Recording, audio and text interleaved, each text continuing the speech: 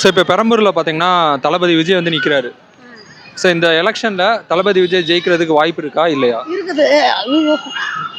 இவர் மு.க. ஸ்டாலின் தான் ஜெயிப்பார். ஏன்னா எல்லாமே நல்லது தான் செய்துக்கிறாரு. இன்றைக்கி நாங்கள் வந்து இந்த துணி போட்டு வேலை செய்கிறோன்னா அவர் கொடுத்த இது தான், இந்த வேலை தான். இப்போ வேலை இல்லாத இருந்தோம். ஒரு நாள் ஃபோன் இங்கே வந்து வேலை இருக்குதுன்னு சொன்னாங்க. நாங்கள் வந்து செய்கிறோம். நல்லா தான் செய்கிறாரு. எங்களுக்கெல்லாம் 2000 கொடுத்தாரு. இந்த பொங்கலுக்கு தானே, பொங்கலுக்கு 2000 ரூபா கொடுத்தாரு. மதியானம் டிஃபனு, நைட்டு டிஃபனு, எங்களுக்கு எல்லாம் தான் நல்லா செய்கிறாரு.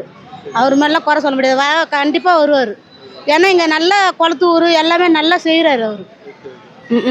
உங்களுக்கு வந்து டிஎம்கே தான் இங்கே வருவாங்கங்கிறீங்க? வருவார், அவர் தான் வருவார்.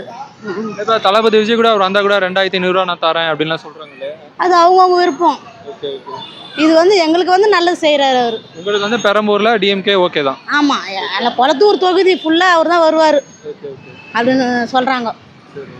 Okay, thanks.